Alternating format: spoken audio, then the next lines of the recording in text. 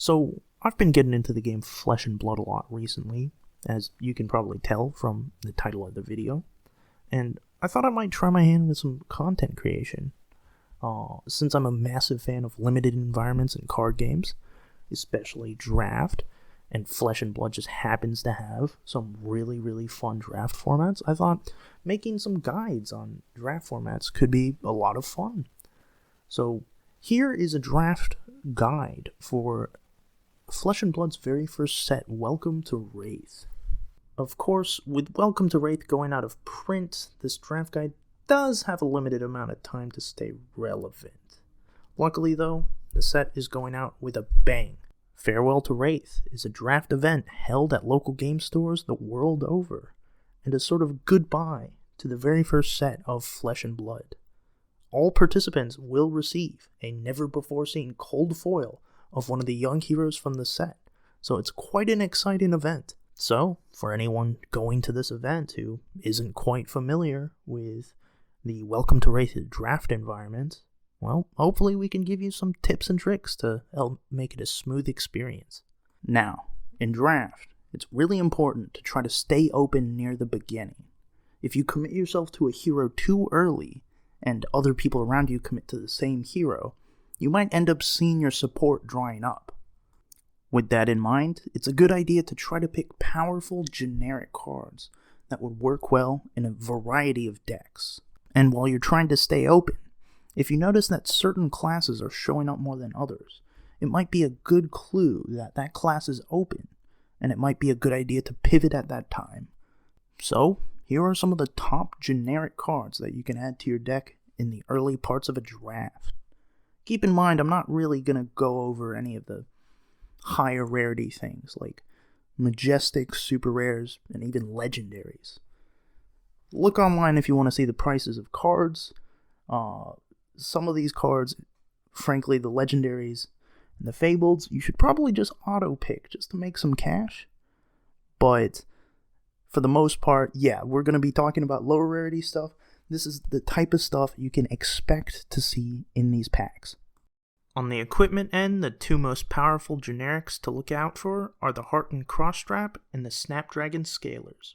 Between the two, I'd probably say the Heartened Crossstrap is the better card, at the very least for limited. The ability to get multiple resources for free just packed into your equipment is very relevant and very powerful in any given class. Though the Snapdragon Scaler is no slouch either. I mean, there have been talks about it being banned and constructed, it's that good of card. The problem here is that in limited, it's very powerful, it can give your smaller attacks go again, which is a great effect, but certain classes, such as the Guardian, may not find as much use for it as others, making it less of a universal pick compared to a card like the Heartened Crossstrap. That being said, still a very powerful card, and a very high pick.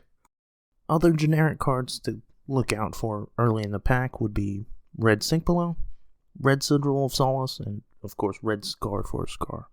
All three of these are absolute staples in Constructed. There is a reason for that.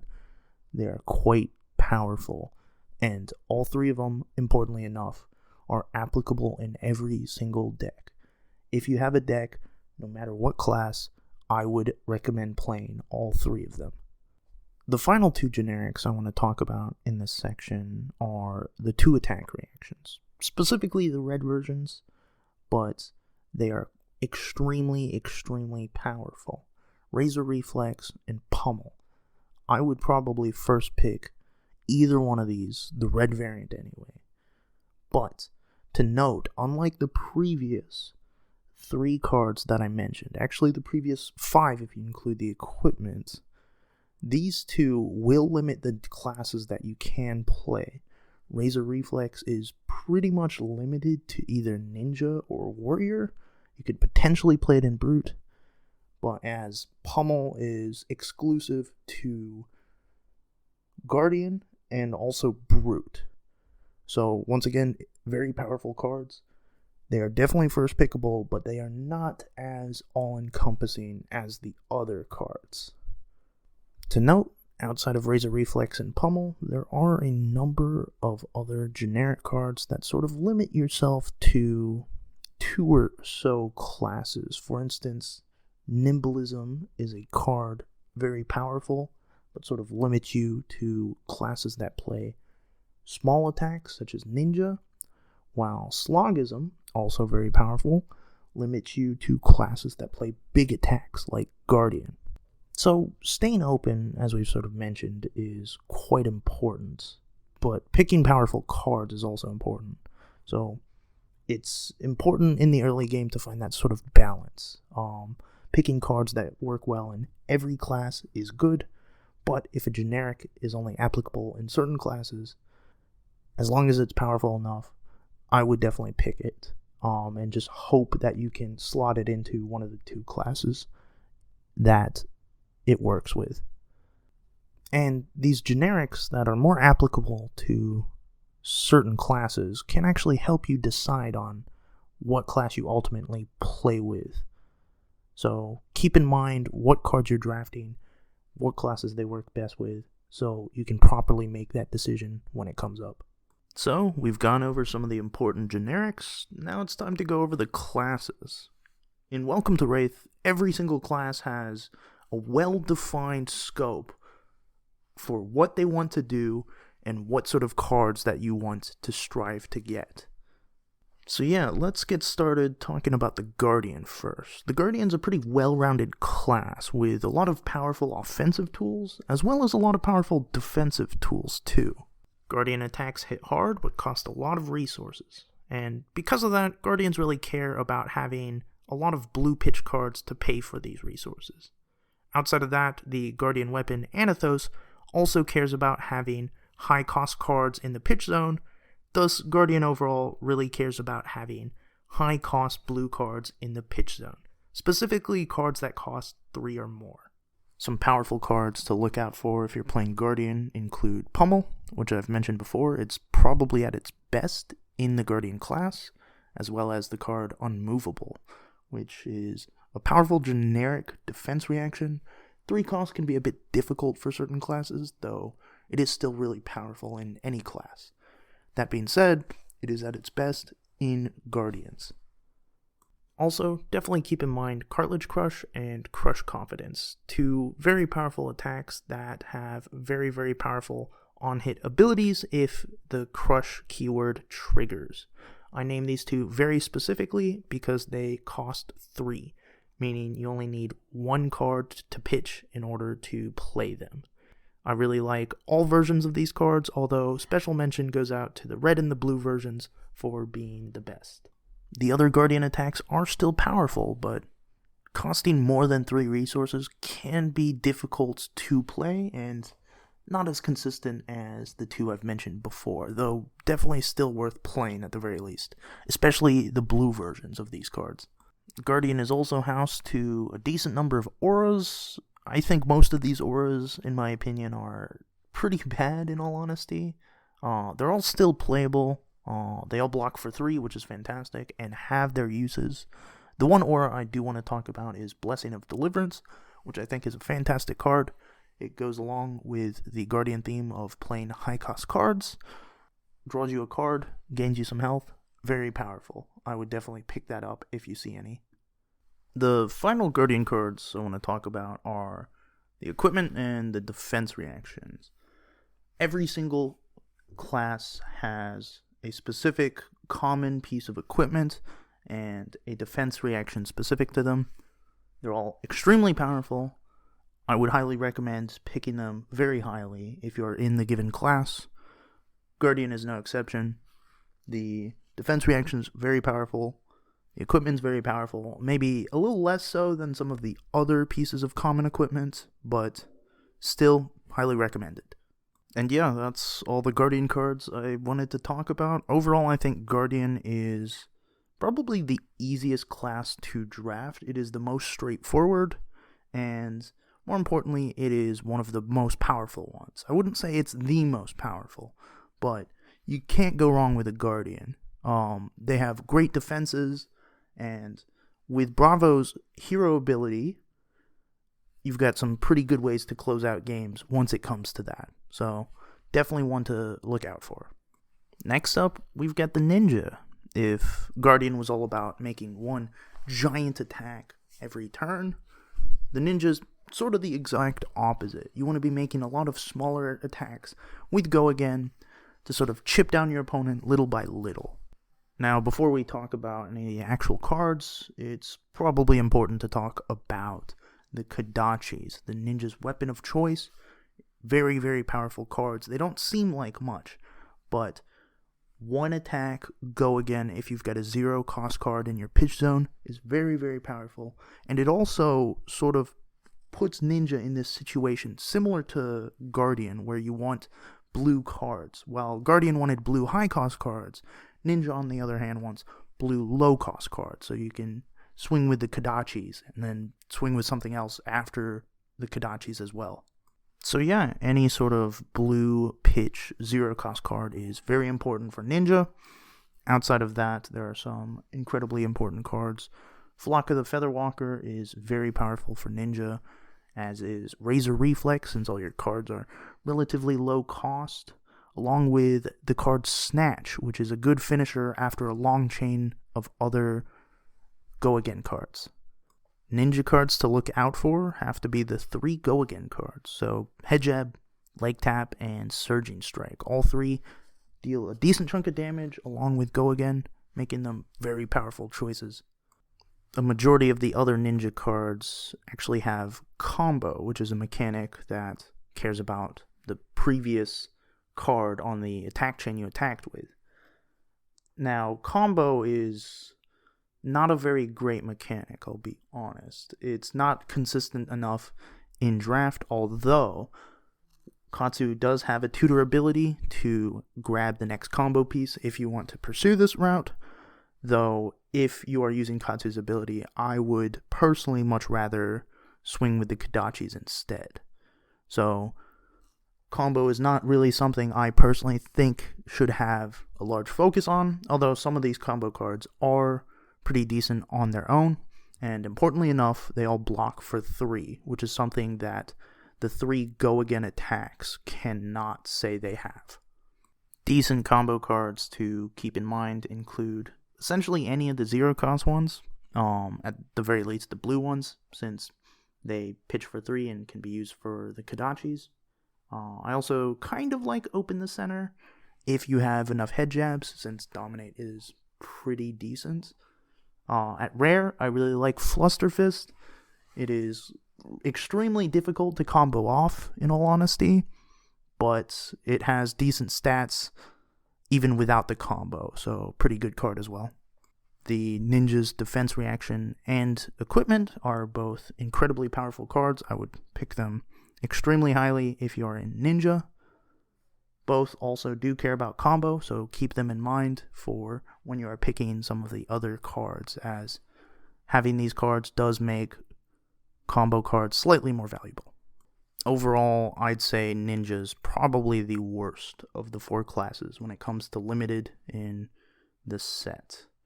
Problems with the class include, of course, the 3 Go Again cards, while extremely powerful, only block for 2, making Ninja one of the worst classes on the defense, since all the other classes, every single card they own, blocks for at least 3. Outside of that, the combo mechanics just end up not working very well, and a lot of these combo cards, unless you have the combo effect active, just end up being fairly mediocre. So, Ninja, probably the worst of the bunch. That being said, although I think Ninja is probably the worst of the bunch, that doesn't mean don't play it. In some ways, this actually can be an advantage, since a lot of people don't want to play Ninja. Sometimes you'll find Ninja being relatively open, and a relatively open Ninja is still going to be a lot better than a completely cut off class. So, don't count it out. I've actually had wins before with Ninja just because nobody else wanted to play it. Next up, we've got Brute, the class of big attacks and lots of randomness. So, what do I mean by randomness? Essentially, a majority of brute cards have an additional cost, which is to discard a card at random in order to play them. This often enough can be seen as a downside, although a large number of cards that the brute owns actually have benefits if you discard a 6 power or more card. The brute hero and weapon, for instance, both gain benefits if you have discarded a card with 6 or more power.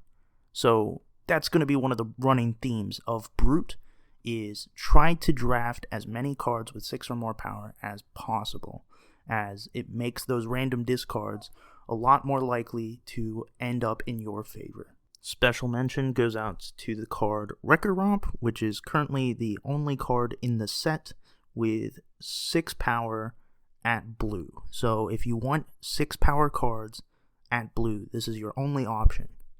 While the brute hero does give you quite a benefit to discarding the 6 power more cards, there is of course the issue that these sort of cards with additional discard costs require you to have a lot of cards in hand. For instance, to play a card like Savage Swing, you need to not only pitch a card for resources, but you also have to then discard a card randomly from your hand in order to play the card. So that's 3 whole cards you need to hold on to on your turn in order to get in this one attack. So cards such as Smash Instinct and Pack Hunt can be quite powerful since they don't have this discard requirement, and I'd highly recommend drafting them, especially the 6 power or more variants of them. While I know I just mentioned that discard costs can be kind of awkward, I do want to talk about Primeval Bellow, which is probably the most powerful of these discard cards at the lower rarities. Primeval Bellow, the red version, gives you +5 attack to your next brute attack, and this also affects your weapon as well. So if you discard an attack you were planning on using, that's fine. You can just use it with your weapon. Your weapon swing with Primeval Bellow, that's 9 attack. If you discarded a 6 power more, that's actually 10 attack. So yeah, Primeval Bellow, very powerful card, and it's definitely worth drafting. Next up, let's talk about the defense reaction and the equipment. The brute equipment, Barkbone Strappings, very powerful. Blocks for 1, then you can use it to net a random number of resources. Brute is all about that randomness. And Barkbone Strappings, very powerful. On average, you should get around 1.5 resources. Although do be careful, there is a chance to actually get 0 resources from it. So if you're counting on it to get at the very least 1 resource, know that there's a 1 in 6 chance that that doesn't happen. And the brute defense reaction, Reckless Swing, is a really powerful card, but awkwardly enough, it's actually a super rare, meaning you'll see it a lot less than all the other defense reactions from the other classes, and importantly enough, there's only 1 version of it, meaning there is no yellow or red version of this card. But yeah, overall, it's quite a strong card, just don't expect to get it very often. So overall, Brute has some powerful attacks that can use Intimidate to strip your opponent of all their defenses and swing in for a lot of damage. But at the same time, Brute has some of the weakest defenses of all the heroes, not even having a rare defense reaction, and requiring you to keep a lot of cards in hands in order to pay the discard costs. Yeah, Brute's a pretty difficult class to evaluate. There's a lot of randomness to it, as I mentioned before, with the random discards and some dice rolling. A good Brute can be probably one of the most powerful decks in the format, but something like that is very difficult and will require some luck. Last but not least, we get the Warrior, which is honestly the most interesting of the 4 classes, as instead of using regular attacks, it's all about buffing your weapon up and making some big swings with the weapon. This is mainly done using attack reactions, which Warrior has quite a lot of, and this makes blocking against Warriors quite a difficult prospect. Warrior also has a theme about swinging with your weapon twice, as Dawnblade, the Warrior weapon, actually gets a +1 counter if you manage to hit with it twice in a turn. Outside of that, Dorinthia allows you to use your once per turn attack action again, though keep in mind you're going to need a second action point in order to do so. So, since Warrior's all about swinging with the weapon and buffing the weapon, a lot of the generic cards don't really support this sort of strategy. Of the generics to look at, of course, Razor Reflex can also buff the weapon, so that's a pretty good generic. And Flock of the Featherwalkers can get you a Quicken token, which can give your weapon go again. So, I think those two are pretty good. A lot of the other generics can be sort of mediocre in Warrior. So with Warrior, you really want to be counting on the class cards quite a lot. Luckily, Warrior has a pretty good set of class cards. My favorites are Ironsong Response and Sharpened Steel, as both of them provide very strong boosts for 0 cost. Outside of that, Stroke of Foresight is also a pretty good card, and Overpower, specifically the red version, can close out games very, very quickly, so keep an eye on that as well. Outside of those, I really like Warrior's Valor and Driving Blade, both of which can give your weapon swing go again, which helps with getting those +1 counters on the Dawn Blade. Keep in mind though, you do need to hit on your first swing in order to trigger Dorinthia's ability to get a second swing with your weapon. But yeah, I'd definitely say these two cards are sort of the cornerstone of Dorinthia's swing twice strategy, so I'd highly recommend both of them.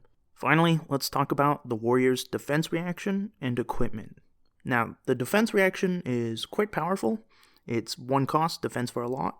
Doesn't really have any sort of synergy with Warriors as a whole, but the 1 damage if you block a weapon can sometimes be relevant, and overall it's just a pretty good card.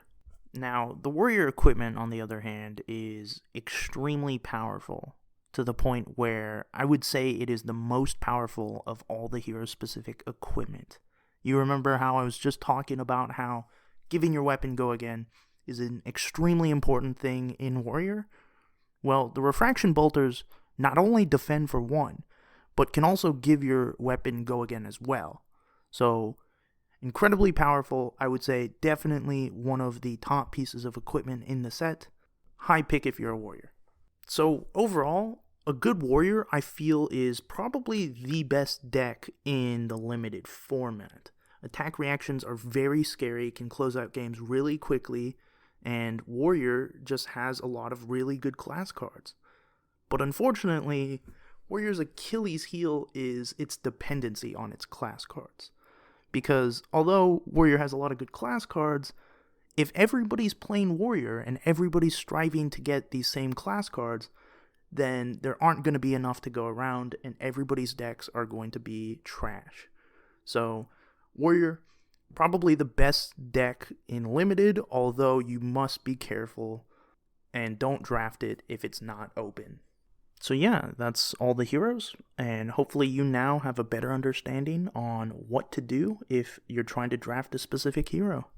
Now, before we close out the video, let's have a quick little bonus round to go over some of the generic cards that weren't quite the cream of the crop, so we didn't mention them earlier, but still do deserve a mention.